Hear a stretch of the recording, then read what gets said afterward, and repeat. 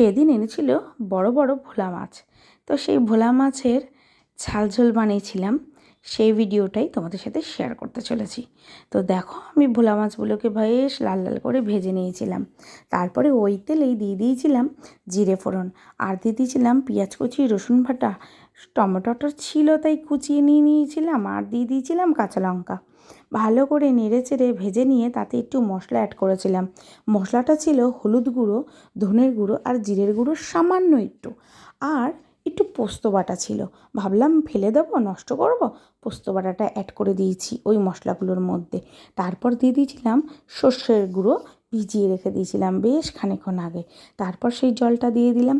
ভালোভাবে নেড়ে চেড়ে একটু ফুটিয়ে নিয়ে ওর মধ্যে এক এক করে মাছগুলোকে দিয়ে দিয়েছিলাম। তারপরে বেশ খানিক সময় ফুটিয়ে নিয়ে ঢাকনা দিয়ে ঢেকে রেখে দিয়েছিলাম। ঢাকনা খোলার পরে সামান্য একটুখানি ধনেপাতা ছিল, সেটাও আমি কুচিয়ে ওর মধ্যে দিয়ে দিয়েছিলাম। তারপরে আমার ঝোল রেডি হয়ে গেল, ঝাল ঝোল। তো আমার এই ঝাল ঝোলের রেসিপিটা তোমাদের কীরকম লাগলো প্লিজ প্লিজ প্লিজ আমাকে কিন্তু একটা কমেন্ট করে জানিও। যদি তোমরা একটা কমেন্ট না করো তাহলে প্রতিদিনের ভিডিও কী করে আপলোড দিই। তো ভালো থেকো, সুস্থ থাকো বন্ধুরা, টাটা।